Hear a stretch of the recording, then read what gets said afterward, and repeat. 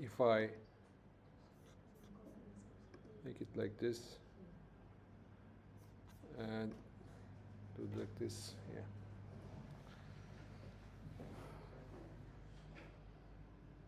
Okay.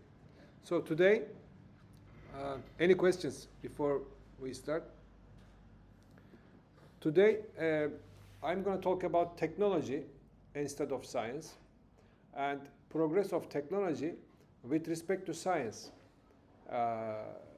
over the years that we have covered.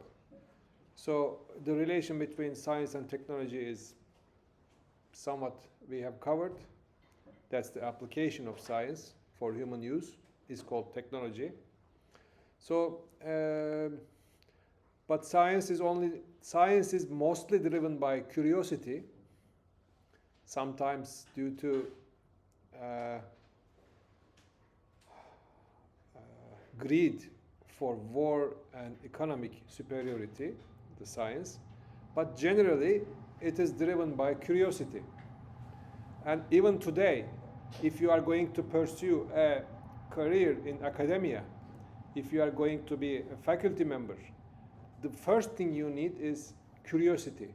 If you are not curious about anything, you don't get the point. It becomes only a job for you, and you cannot find new things. You cannot improve yourself. So it's just like being a teacher. However, science is driven by curiosity, so make sure that you have curiosity questions in your mind that drives the science. Okay? And when I say the science, it's not only physics and mathematics and Einsteinist kind of things. Science is in all areas, including computer science, including medical science, biotechnology, robotics, whatever you have is also science. When you apply them and make products as engineers, that becomes technology. Okay? So the progress can only be achieved by curiosity and science, not by technology, because technology is the application. So where do we see those technological advances? We see them in Mesopotamia, Egypt, China, and India. Some in Mediterranean. When we say Mediterranean, it's mostly in Anatolian side and some southern part of the Greece. There is some science in South America and Islamic world, after Islam, of course.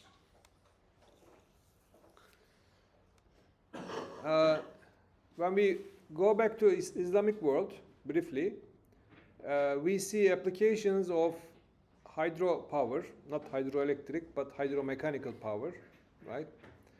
Değirmen. We have seen wind power. The wind power, windmills are interestingly popular in, for example, in Iran. So where the wind is constant and strong, they made interesting devices over the years. Maybe I can find it. Let me check that.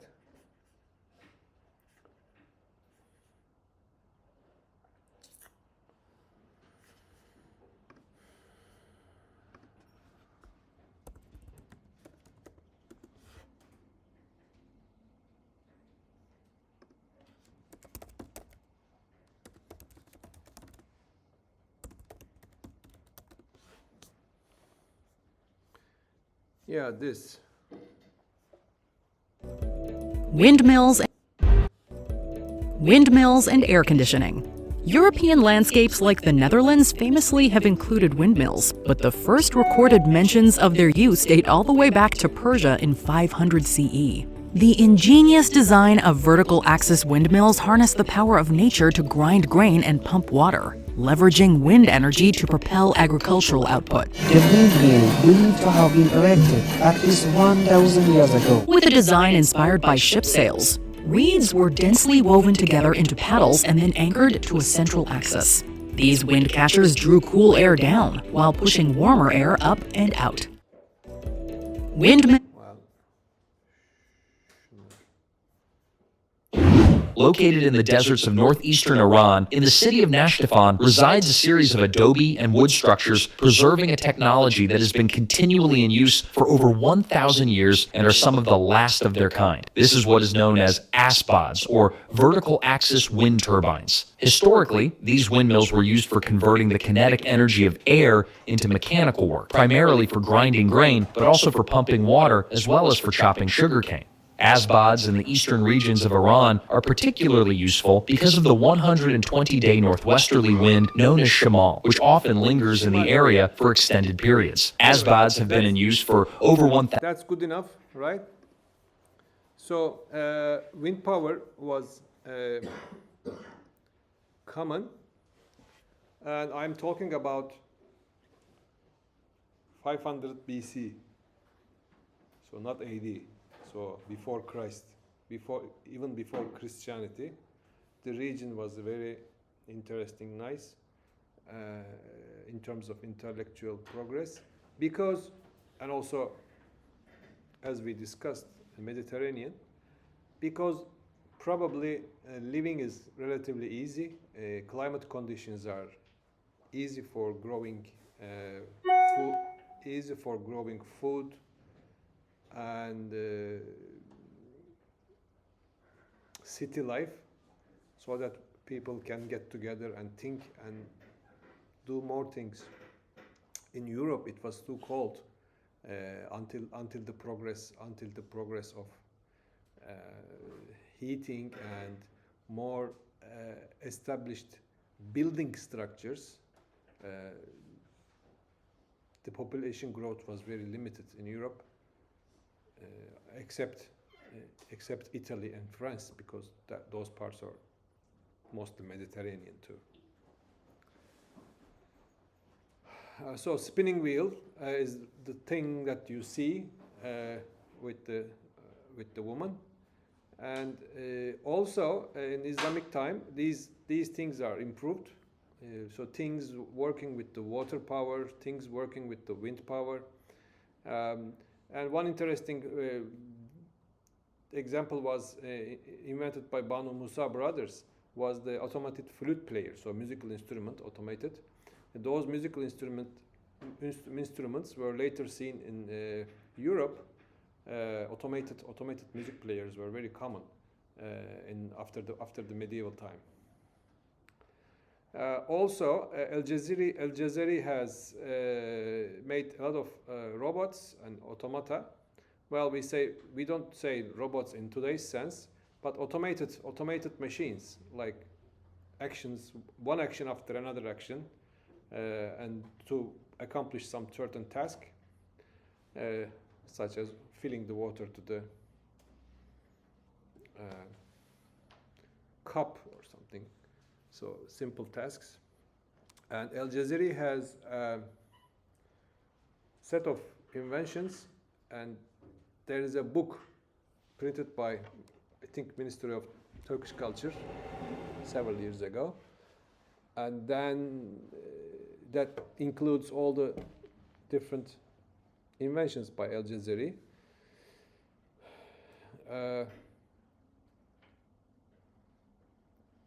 I think, if I'm correct,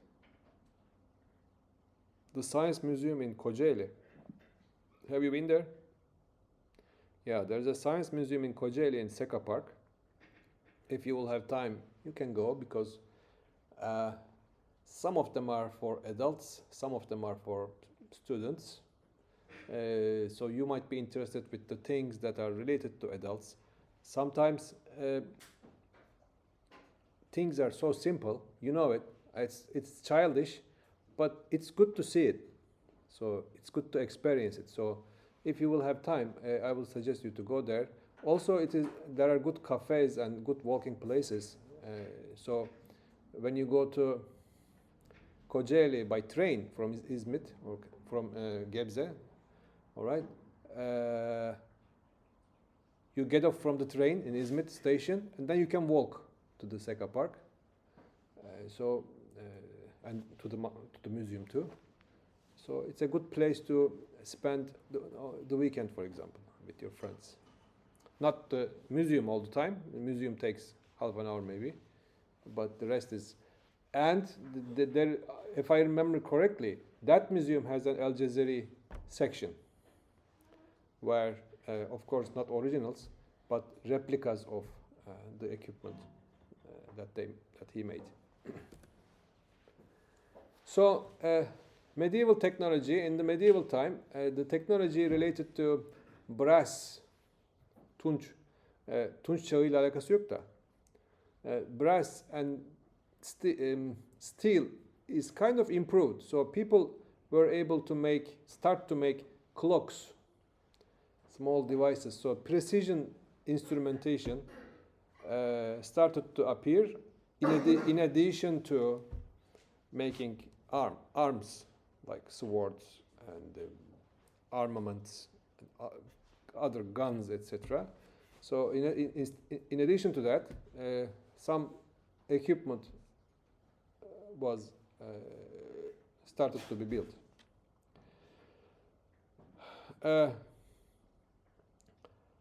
Also, the improvement of the civilization is highly connected to geographical travel, because geographical travel improved trade, opening Africa and America later, of course, not medieval, later, to the trade and for agriculture, and all the resources are taken to Europe, taken back to Europe. So that increased the speed of technology. And among that, rudders, Latin sails, compass, horseshoe,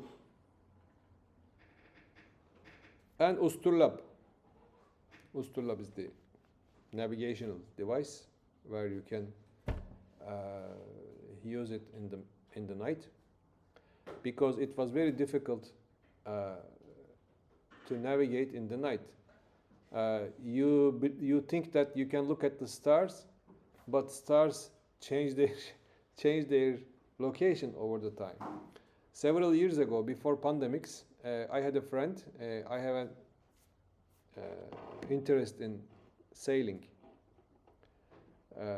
So I have a friend. We decided to go to Kuşadası from here by sail. So he had a boat like 9 meters boat, so this size. We decided to go there, and he was sleeping in the middle of the night. We were passing Marmara. The Marmara Sea is small on the map, but when you are in the middle of it, you don't see any shore, so it is all dark. You see stars. We have compass, fine. So we look at the map and we say 270 degrees. Okay, 270 degrees will take you to Gelibolu, right? So I try to keep myself at 270 degrees, so orientation is fine, but there is a drift, so you go to the side. When you drift, the angle doesn't mean anything, because you need to change the angle. You need to know where you are.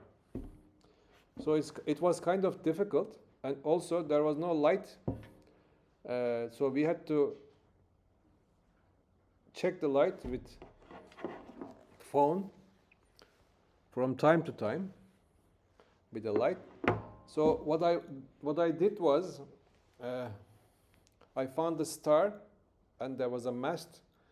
So if the star and mast is aligned, I can hold the rudder. So by holding the star constant with the mast, I was able to go straight. But after 15 minutes or half an hour, star, since the world is rotating, star change the places.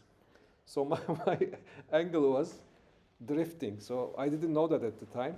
I mean, because we were busy mentally. So then I realized that it was incorrect to reference stars because world is rotating. So Usturlab was the device that allows seamen to compute their location. So it is a big important thing. So where am I is the most important thing.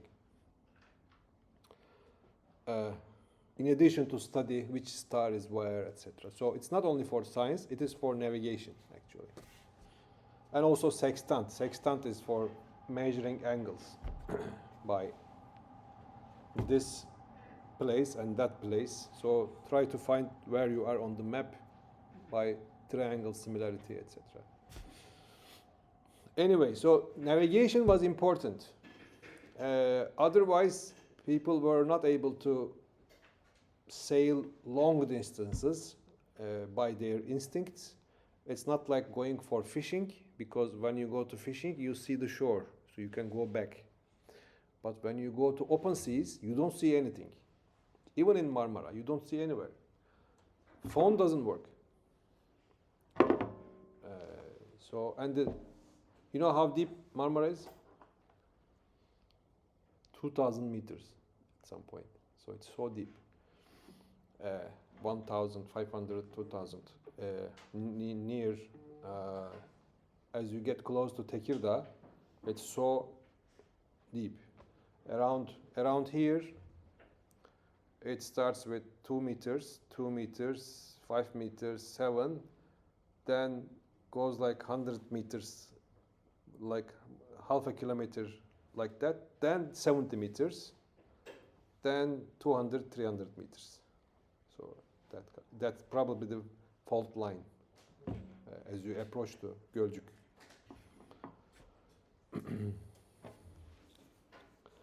So as navigation technology and ship technology improved, including the cannons placed in ships for fighting, technology improved a lot from the sea. And cannon, steel crossbows and cannon. And also the Middle Ages were best known for their architectural heritage. The invention of rib vault and pointed arch gave rise to high-rising Gothic style. Ubiquitous medieval fortifications gave the era gave the era almost proverbial title of Age of Castles. One thing, this is the cathedral. One thing in the medieval time was Christianity was very strong. Anybody who is Christian? No? Okay. So I can talk more freely. So since it was so strong on people had to build big religious buildings, cathedrals. So they spent a lot of money on that. So they put everything on it because they want to go to heaven. And Catholics were, because Catholic time, Catholics were collecting money from the people. So the church was collecting a lot of money from the people, and they were using the money for their own interests. Well, I wouldn't say their own interest, for God probably, for their perspective. So they were building big buildings with enormous amount of money. And what you see when you go to Europe today, old cathedrals were built at that time using enormous resources. And that also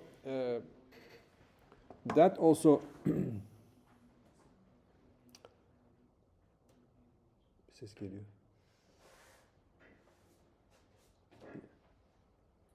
Normal konuşma değil mi? Kendi kendine çıkmıyor. Tamam. So that also led to mm,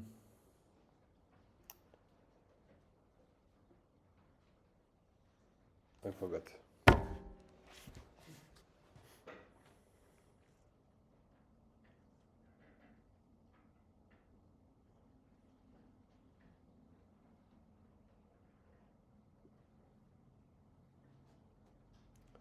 Well, those buildings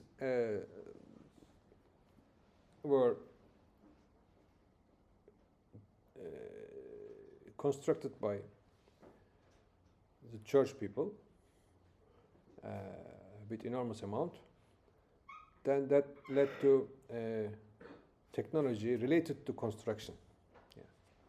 That led to technology related to construction, like ribs, high-rise buildings, fortifications. So money was accumulated in small number of people. Those people established their own smaller states, smaller kingdoms. Those smaller kingdoms needed fortifications. Those fortifications were built as well. So castles were built. Private castles were built. That was the age of castles. Then, in terms of technology, there is a paper. So, where was the paper first invented? There are different types of paper, of course. One was in China. One was in where? Egypt. And one was in Bergama, Turkey. So Bergama was known with their famous parchment paper. So, however, that was all man-made, handmade. The first paper mill was established in Sicily in 12th century. So at the time when Europe was starting to get information from Umayyad Arabic influence from Spain, and also from the some from the Byzantium. So 12th century, the paper mill was established, but no print yet, no printing technology, but paper was available. How? For handwriting. So instead of using machine printing, people were writing books by hand. They were also writing duplicator people, which were very famous in Ottoman time, and late coming of printing press, printing technology was partly attributed to those people, those unions of people in Istanbul, because they thought they will be out of business. So cheap paper and printing technology also improved technology and dissemination of science a lot. As we progress, well, it is easy to talk for me. It is easy for me to talk 100 years by 100 years. But think about that. It is 100 years. So compared to our life, I mean, I was talking about 12th century. Now I'm talking about 14th, 16th century. So 200 years. It's big time, actually. But since we only have one class to cover these, that's the only choice. So as Renaissance progresses,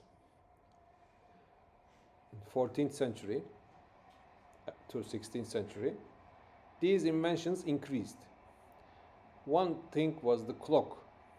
In the older time, for example, timekeeping and clock, In the older times, clocks didn't have second arm. They only have one arm because people were interested in only what time is it. I mean, in terms of hour. They didn't think about minutes because it wasn't important. Since minutes was not important, people were only interested in hour, and hours were usually indicated by bells from the church. So that was it. And timekeeping was done basically on the church and church clocks.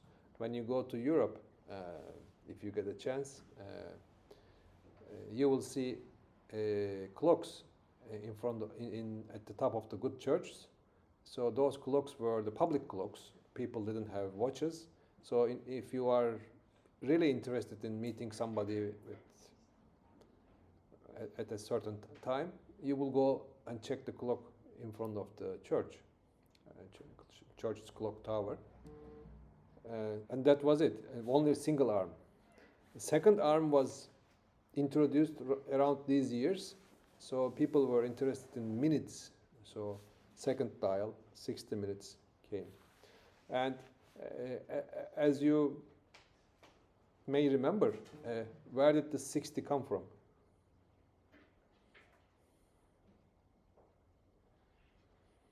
Hadi ama. It was, yeah. I'm not sure, but I think some people counted up to 60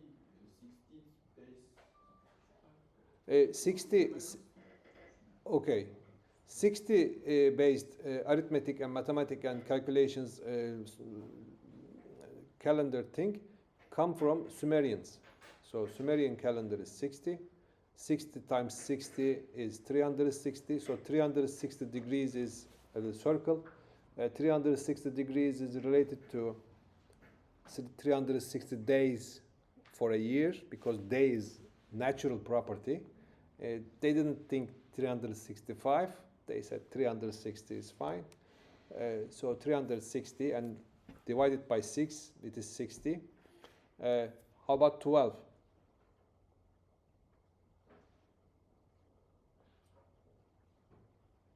Hadi düşünün biraz ya. Eğlenceli olsun. How many months we have? So 12, number 12 comes from the lunar movement. Number 360 comes from the Earth movement. Number 12 it comes from the lunar movement. So lunar movement gave a lot of yani 4000 sene önce de 12 ay vardı dünyada. Ayın doğuşu batışı, dolunayın bir yılda kaç defa göründüğü falan. So that was interesting, and clock was 1, 2, 3, 4, 5, 12, right? Was invented automatically by church people, and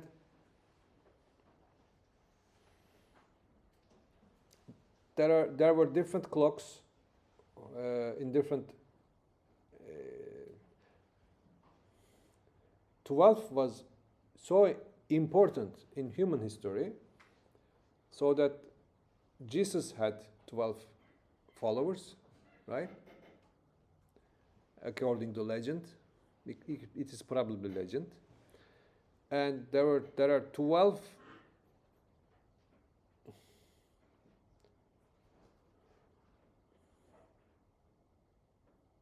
Burç'un İngilizcesi neydi ya? Hmm? Zodiac sign. There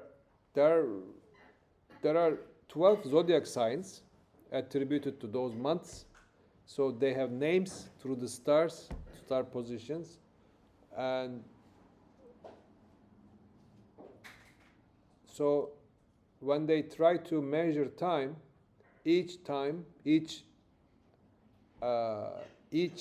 unit of time is thought to be 12, one of the 12 pieces. So instead of 10, which comes from our fingers. People decided to use lunar scale, which is 12. Okay, so that's why we have 12 hours in a day. Except in Japan, in Japanese culture, the day was 12 hours. We have 12 hours day and 12 hours night. But in Japanese, sunset and sun down is always 12 hours, all the year. So in the summer, hours are longer. In the winter, hours are shorter, realistically. But it is still 1 hour. Okay? This was the case until 18th century, when Japanese get into contact with, if I'm correct, with the Netherlands people, the Holland people from Holland, okay, with the Dutch. Then they tried to continue that, but then it was impossible to continue because mechanically it was very difficult to make it. It has to adjust itself according to the year. So sunset, and also after French Revolution, well, that is interesting. When did they define the meter? After the French Revolution. Before the French Revolution, there was no meter, centimeter, decimeter, no. So metric scale is defined by French Revolution, after French Revolution. That's a product of French Revolution. And it is because the older units, especially 12, because 12 was related to 12 followers of the Jesus, right? So it's kind of religious, ritualistic view. In Turkey, in Ottomans, we don't feel those kind of pressures. We didn't live those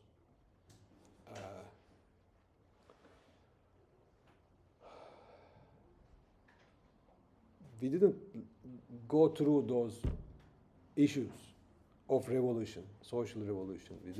We didn't have it. So they were so against to the church, so that they changed the units. They invented new units because old units were very difficult to follow. The multipliers were not integers. So basically it is going by folding, like American system.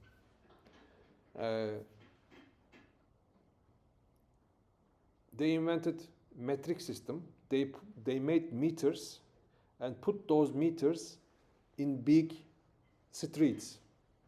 People had to go there and measure meters because it was a new standard and has nothing to do with anything. Older units were somewhat related to human body or geometric equivalents, such as 1 feet, right? Human foot. 1 inch is the finger, okay? So those relations, 1 pound is some natural equivalent. In Ottoman time, there was arşın, endaze. Arşın was, kulaç was when you swim, it was kulaç. So it was all human body relations. But metric system was new, and most importantly, it was connected from not by 12 or 1/2 or other ratios, it was decimal type. So 1, 10, 100, 1000. So it was easy to scale. Going back to clocks, French invented French clock after the revolution, which had 10 hours and 100 minutes. they were so obsessed with the clock. They were so obsessed with the decimal system, so they tried to move the decimal system to the time. So they forced everybody to use French decimal clock, 10 hours a day and 100 minutes an hour, 100 seconds per minute, right? So it was kind of easy to represent that and unit conversions. Let me give it as an example in C course. Conversion from French clock to normal clock. Anyway, they used it for 13 years. After 13 years, they said, okay, we can't do it. We are going back to normal clock. Let me show it.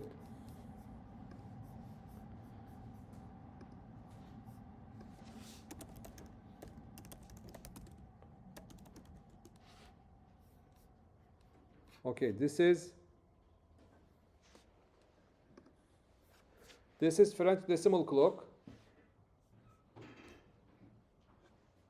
10, 1, 2, 3, 4, 5, 6, 7, 8, 9, 10. Okay. And these are the minutes, 10 minutes, 20 minutes, 30 minutes, 40 minutes, 50 minutes, 60, 70, 80, 90, 100 minutes. But they couldn't make it, so it didn't work. They tried it, 100 minutes. And also, let me show you Japanese clock.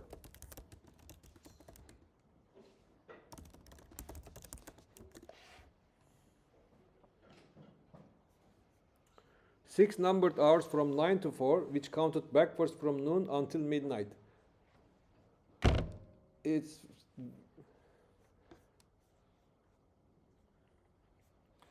again, it is by Japanese religious people. What okay? Yeah.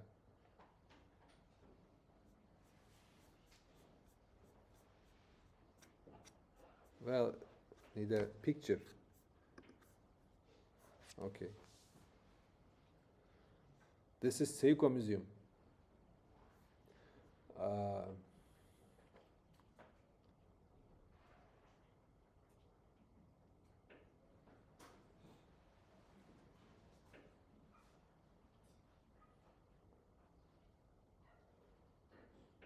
Okay, so comparison between Japanese system, summer. So the length was different. The length was different. This is real length. The length was different in summer and winter. So yeah, something like this. And one interesting thing, another interesting thing was, as a power source, spring was not available. Spring had to be made from steel. How do we make steel elastic so that it becomes spring?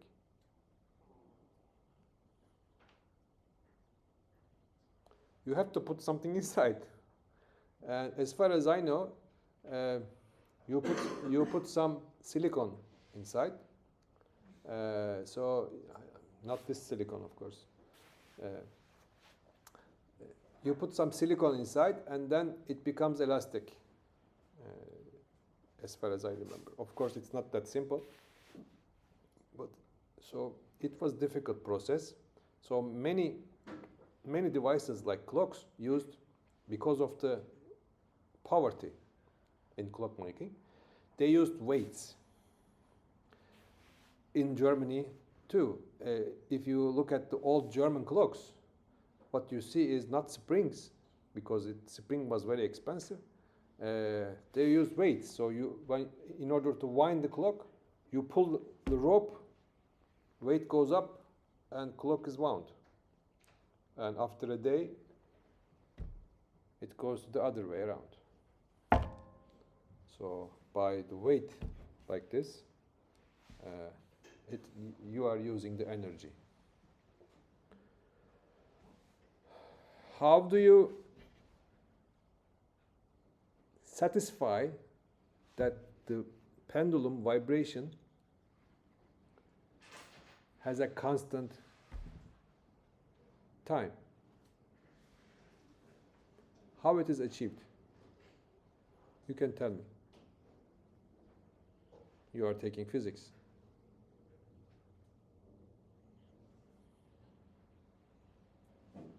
You can look at your phones, ask GPT.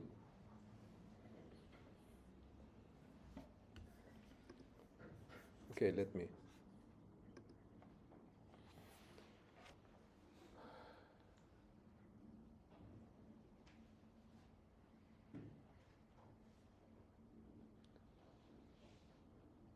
Okay, the length of pendulum determines the oscillation frequency, right?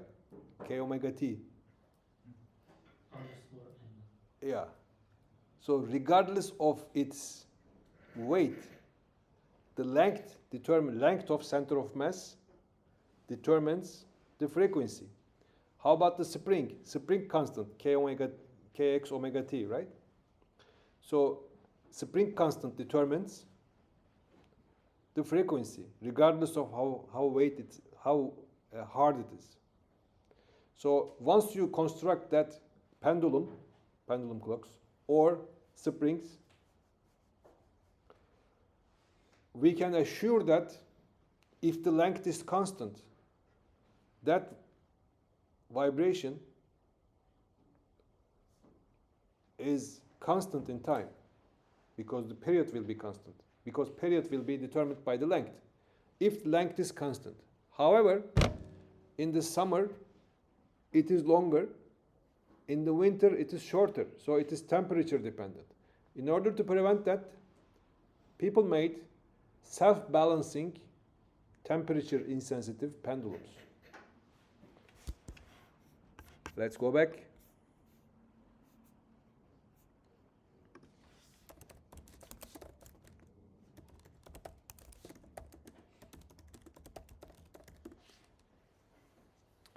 Grid-drawn pendulum. Okay, so the idea is this. This is the pendulum you see on a lot of clocks like this, right? And if you zoom it, you see multiple bars. These bars are connected in such a way that if this becomes longer, this also becomes longer. So elongation is occurring in two directions, which is opposite to each other. So they cancel out. So net length becomes the same. Final length becomes the same because center part goes upwards, outer parts go downwards, and the net position of this center of mass with respect to the point of rotation becomes the same. So it is even temperature compensated. You understand? This is also a grid-drawn pendulum. 1726.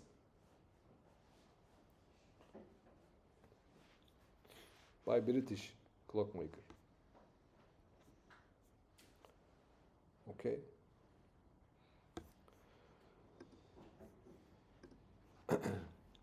So clock is kind of important in human history.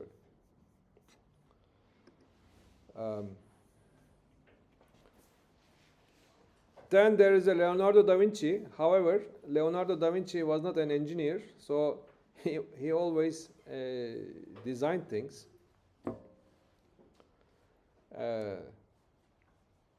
Then firearms, compass on water, were indeed seen as evidence that moderns could not only compete with ancients, but had surpassed them using these inventions, especially with the firearms, superior firearms.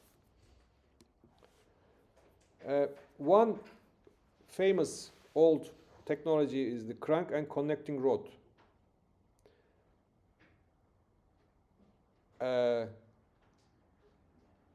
During Renaissance, it was used a lot, although first invention goes back to Romans. Crank and connecting rod means this. What it does is rotational motion is converted to linear motion. Okay?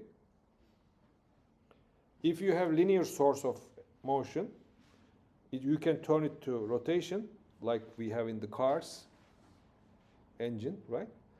Or if you have a windmill rotating and you are going to cut, for example, trees by the windmill, that motion can be established by using this crank and connecting rod through the windmill or water mill, water power or wind power, or animal power.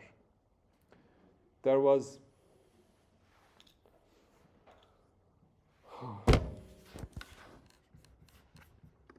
sıkılmıyorsunuz değil mi? Horse power.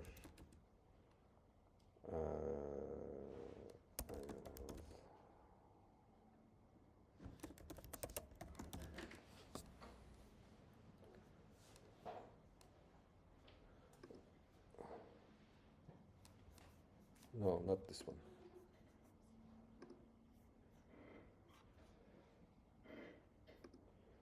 Okay, there were these devices for getting power from the animal. Animal was set to run not run but walk on the treadmill, and you are supposed to get water for grinding and sowing or milling, actually, the wheat. So tread power. Yeah, these.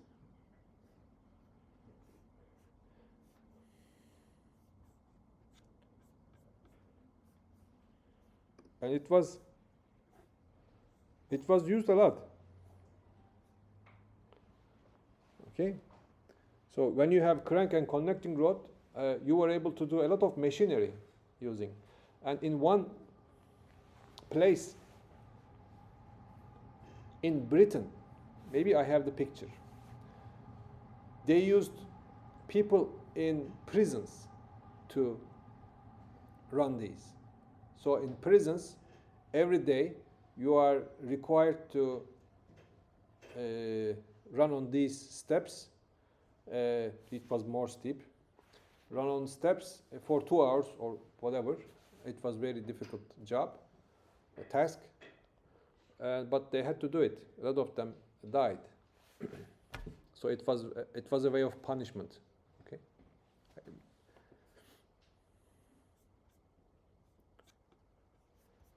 Well, let me find it.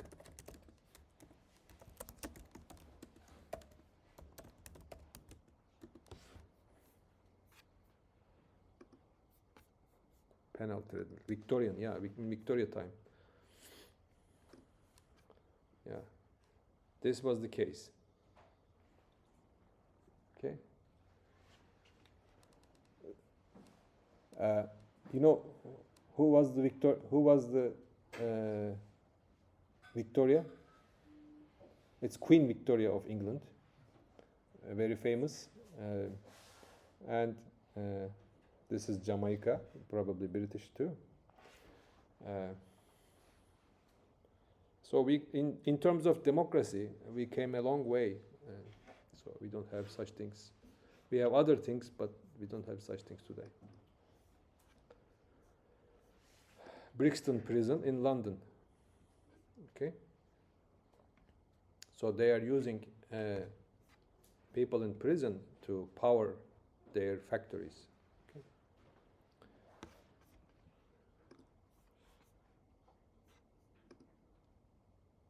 Yeah. Prisoners working at the treadwheel and others exercising in the yard of the prison Combat Fields. 1864. Combat Fields prison. We didn't have such technology and punishment in Ottoman time. We just killed it. So, I mean, it's more. That has been around since earlier times because ships were propelled by people. That was one of the things. But you actually become crew of the, slave crew of the ship. Yeah. Probably these guys also had that. But, yeah. It housed prisoners on short sentences up to 2 years. Blocks emerged to segregate felons, misdemeanors, and vagrants. And London'da. Yani. Londra'ya gittiğinizde böyle şey yapmayın yani. Bu adamlar işte medeni falan. Herkesin bir karanlık tarafı var.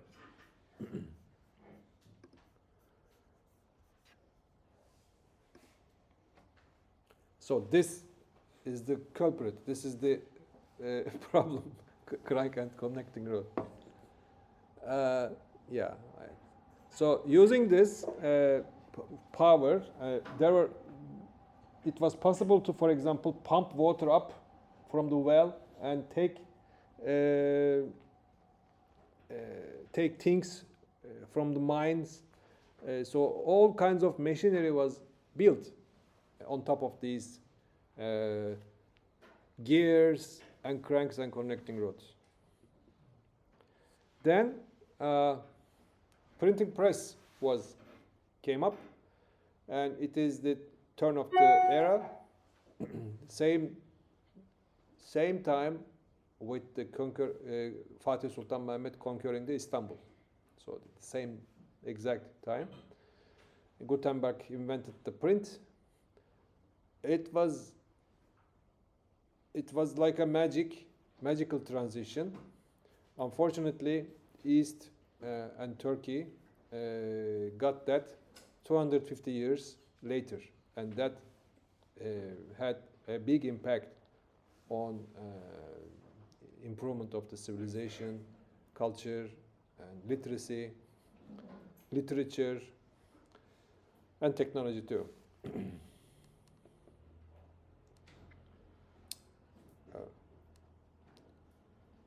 And also, it is one of the causes of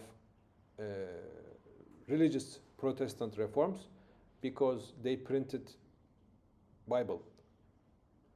They printed Bible, distributed Bible in German, in people's languages, so that they can understand. If you can understand your religious book, you can make a comment, you can think. Therefore, understanding your religious book has a big impact in Protestant Reformation, and that opened new ways. And again, newspaper. In earlier times, there were city centers in Europe. One guy was coming to the area and shouting about the news coming from the king and people who died, etc. Also, certain news were propagated from churches. If there are different kinds of bells ringing, you understand that somebody has died. Okay, there is a dead person today. Please come to church. Some emergency is happening. So that kind of bell ringing in the church was a sign of communication and giving news. Similarly, we have in eastern part, in mosques, if somebody dies, it is announced from the mosques. Of course, today it is irrelevant, but people were shouting for distributing information. for the news. Then, after the print, they started print it and distribute it and sell it. So newspaper, not book, newspaper. There was a news guy, newspaper was invented. So it evolved into today's newspaper. Okay? Because before that, they didn't know that it was worth to distribute it by printing. Paper was expensive, writing was by hand, so why should I distribute it? I mean, so, but with the printing, it was possible, and until after 1605, they started distributing newspapers, and after Germany and Holland was leader in literacy, Holland and Germany, and later Sweden was very important because King said everybody is going to learn how to read Bible. It was an order. Why did they want it? Because the king liked Luther's Bible. It was meaningful. It's a religious book. So they established schools. They taught how to read and write to everybody in Sweden by force. I mean, by force, by government. They didn't kill anybody, probably. So when we reach 1600, 1700, literacy rate in Sweden was like 70%, which we had in 1968. By the time we have 7% literacy in Ottoman times, in 1927, for example, it was 7%, like 15% in men and 3% in women. European rate was like over 90%. Because of the printing press. When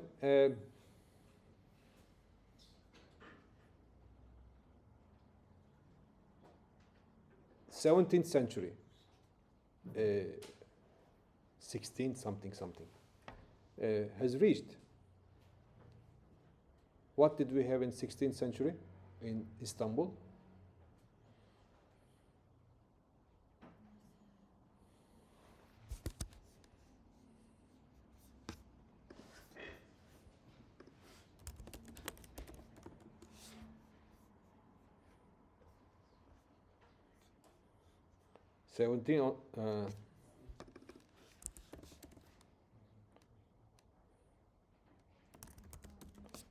Evet, 4. Mehmet.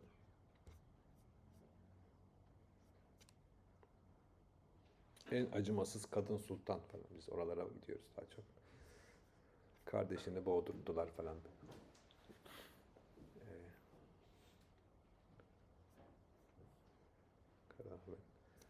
Şeye bakayım.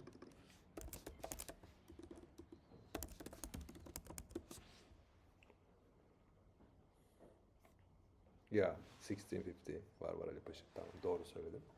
Celali isyanlarına geleyim. Bu İbrahim, Sultan İbrahim, Deli İbrahim. O dönemlere geliyor. Var Ali Paşa'nın hikayesi çok şeydir. Acıklıdır. Ne? Ne komik? Var olması mı? Ha? Var olması mı? Hayır. Yok, başka bir şey aklıma geldi hocam. Biliyor musun hikayeyi? Eğer tahmin ettiğim hikaye... Ne? Söyle. Çekinme. Sultan İbrahim dönemiyle ilgili bir hikaye duymuştum. Söyle.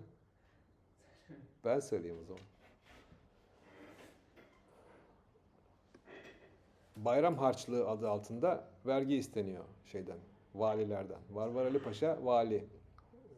Tokat valisi mi, Sivas valisi mi? Sivas valisi. Oralar hepsi zaten tek il. Geriye para istiyor. Var Ali Paşa mesaj gönderiyor. Ee, halkın durumu çok kötü. Bu sene şey olmadı.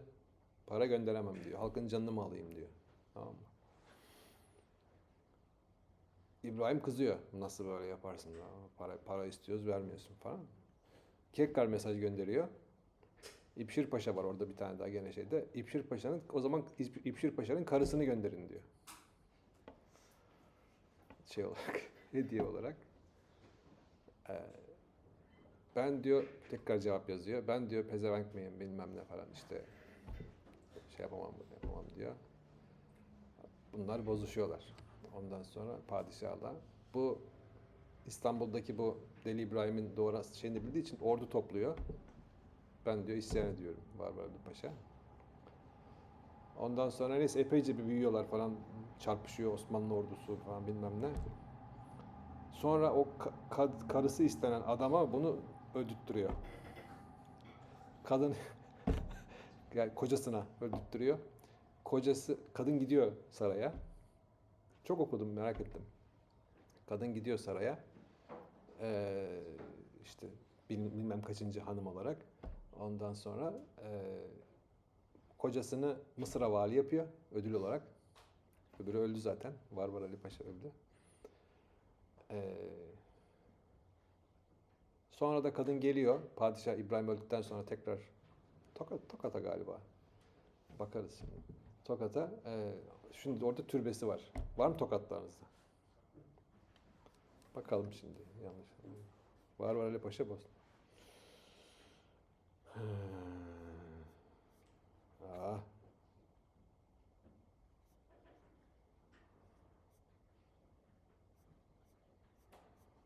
Çok şeyleri var öncesi. Ne? Ne?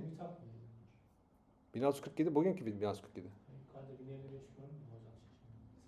Ha o evet Hicri takvim. İşte araya hicreti ekle. İstanbul'dan bayram harçlığı adı altında 30 bin kuruş yollaması emredilince şeyhin ilerine topladığı senelik mahsulünü ve kendi zamanındaki valiyeti hesaplayarak bunu ödeyemeyiz diye geri bilgi öder. O zaman İpşir Paşa'nın Sivas'ta bulunan nikahlı karısı Perihan Hanım'a gönderdi. Katip Çelebi yazıyor bunları. Ondan sonra Ali Paşa Azdilik Sivas'a Kapıcıbaşı'dan hasekiler yollandı vesaire vesaire. Yatıştırılmaz. Sonra burada önemli. Yani politika o kadar enteresan ki bugünküyle çok benziyor. Bu Celali diyorlar bu sefer. Şimdi halk Celaliler şeyi var ya. Şimdi benzer şekilde FETÖ şeyi var. Bu Celali olduğu için biz bunu şey yapıyoruz. Halbuki vergi ödeyemeyiz demiş ve işte karısını gönderemem demiş. Ben pezevenk değilim demiş. Öyle demiş yani o lafta geçiyor.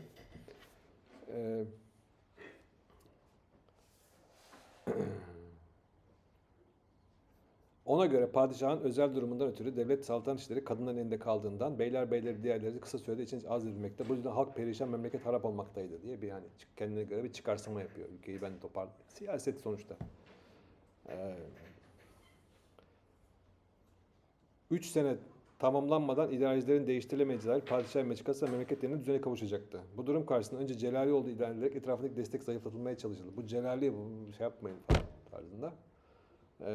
Köprülü Mehmet Paşa'ya Muharrem 648'de yürümek için hazırlanması emredildi. İpşir Paşa Perihan'ın kocası. Birliklerin serdarlığına getirildi. Ondan sonra Amasya. Köprülü Mehmet Amasya'da Hüseyin İpşir Paşa kaçmaya çalışırken yakalandı. Ardından idam edildi. Kesilen başı İstanbul'a gönderildi. Barbar Ali Paşa'nın. Kelle gitti şeye.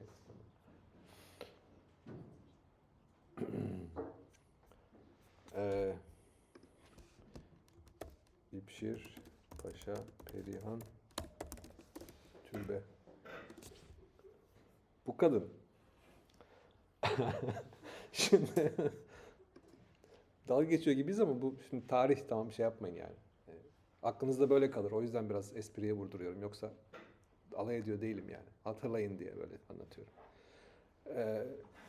Bunun türbede bu arkadaşlar galiba. Yok bu değil. Yani böyle bir türbesi var kadıncağızın. Bugün gidilip ziyaret edilebiliyor. Hikayesini şey yaparsanız, araştırırsınız. Çok şey yapmaya gerek yok. Böyle acı şeyler var. Bunu niye söylüyorum? Bu yıllarda ki Lale Devri daha sonra bizim uğraştığımız konu bu. Çok da kötü değil aslında. Bir demokrasi şeyi var. Direnci var yani. Olmuyor falan filan diye. Ama bir türlü kurtaramıyorlar. Newspaper, 250 bin şeyi olan, okuyucusu olan newspaper çıkartıyorlar. Holy Roman Empire dedikleri de Almanya aslında. Almanya yok. Almanya diye bir şey yok. 1556'da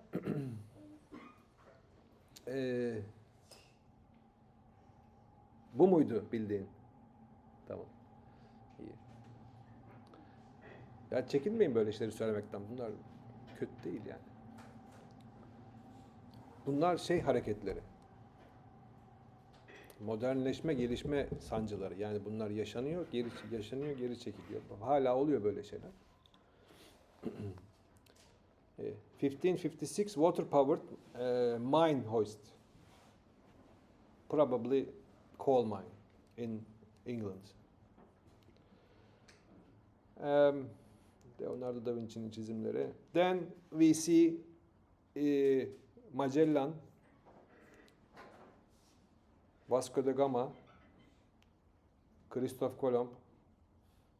Magellan ne buldu? Afrika'yı dolaştı değil mi? Vasco da Gama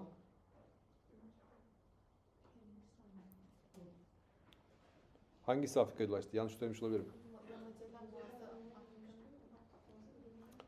Bir tanesi Ümitburnu'nu geçti. Güney Amerika'da. Evet. Columbus da Amerika'ya. So trade routes changed. Those trade routes change also affected Ottoman Empire because Silk Road was main route of trade. So Silk Road diminished. People started to sail from the other routes. Then we come to First Industrial Revolution. First Industrial Revolution is thought to be 1762, mid-80s, mid-19th century. That corresponds to increased use of machines and steam engine, basically. So use of steam engine is the first industrial revolution. Instead of steam and water power, instead of human power, people started to use steam power. So these kind of steam engines enabled people to use steam power for textile making instead of human power. Did I show you the human-powered textile maker last time? Elle dokuma yapan Hintliyi gösterdim mi ben size? Hemen.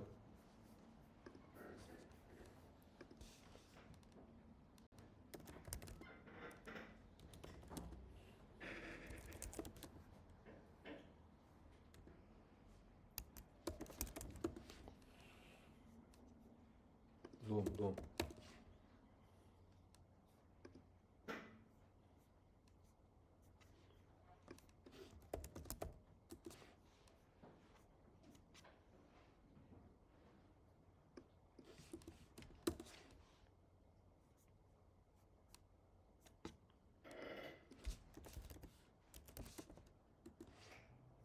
Yeah, this guy.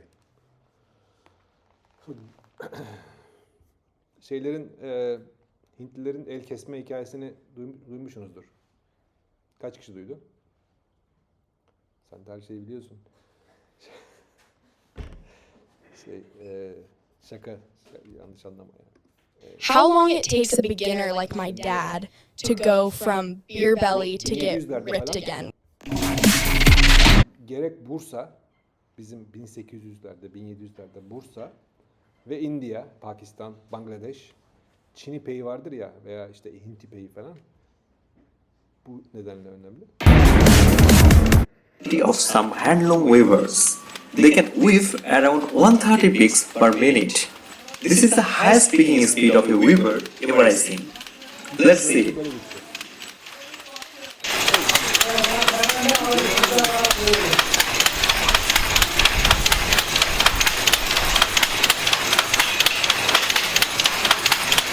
İngilizler bunların elini kesiyor. İşgalde. Üretimi tutturmak için.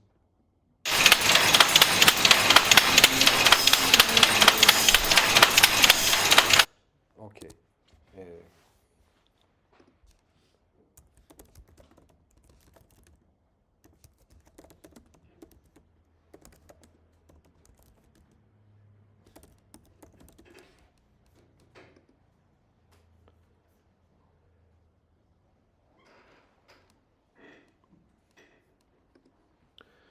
Şimdi bu şekilde steam powered cotton weaving mill, şöyle resim büyük çıkarsa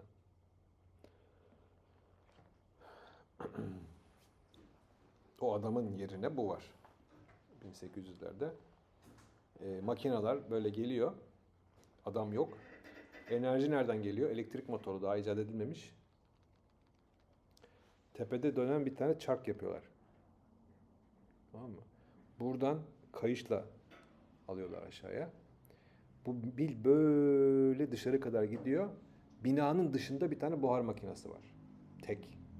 Sabah geliyorlar, ateşi yakıyorlar. Makine başlıyor çalışmaya. Bütün her şeyi bu şekilde çeviriyor. Makineyi çalıştıracağın zaman kayışı gerdiriyorsun. Dönmeye başlıyor. Gevşettiğin zaman duruyor. Bu şekilde sadece tekstil fabrikaları değil, bütün fabrikalar bu şekilde çalışıyor. Hemen size bu First Industrial Revolution.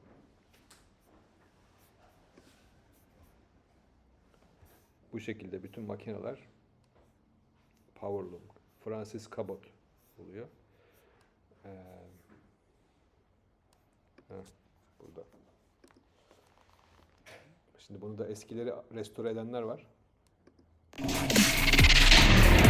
Dear viewers, welcome to. It was built in. İngiltere'de böyle bacalar meşhurdur.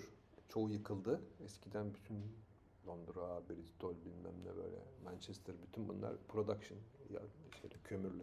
1894 for the Queen Estate.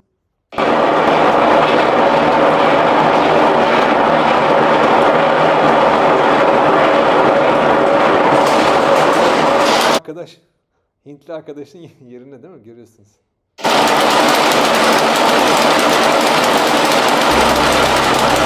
Originally, the mill contained over 1,000 loaves, which employed thousands of people until the mid of 1960s. By the early 1982, the mill was only operating 440 loaves and was no longer financially viable. It finally closed on 12 March 1982. In the 1990s, ownership was passed to Lancashire Museums. Şeyi bilirsiniz değil mi? İngiliz kumaşı meşhurdur. Yani sektörde İngiliz kumaşı diye bir şey vardır terzilerde falan. After that, this mill used as a textile museum and people often visit here to see world's only surviving steam-powered weaving mill. There's the water from the mill pond. So it's similar to the big glass mill and it's sucking the water with it. Not too much, a bit. Basically, we get it on the fire slowly. Fires. You go down these fire tubes and on the way to the boiler, you come forward to the front and Yaktılar. Ses ne oldu?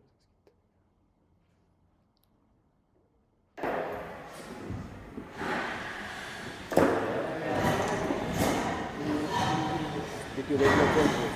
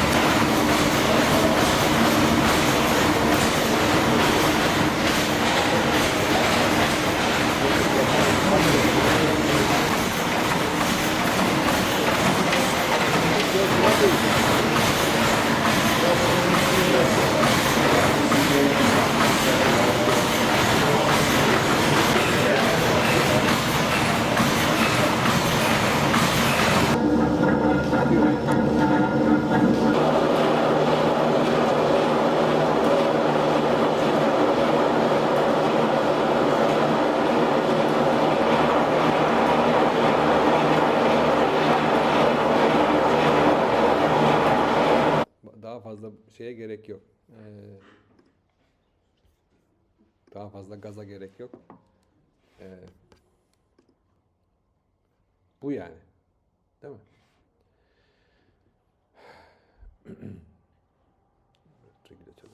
Böyle. Bununla sadece şey değil, başka şeyler de yapıyorlar. Torna tezgahı mesela. Makine işte kesiyor, şey yapıyor. Dişli çak yapıyorsun falan. Silindir. Dolayısıyla makina yapılması, bu makinalarla yeni parçaların üretilmesi, vida yapılması vesaire kolaylaşıyor. Burada keseyim. Sağ olun geldiğiniz için.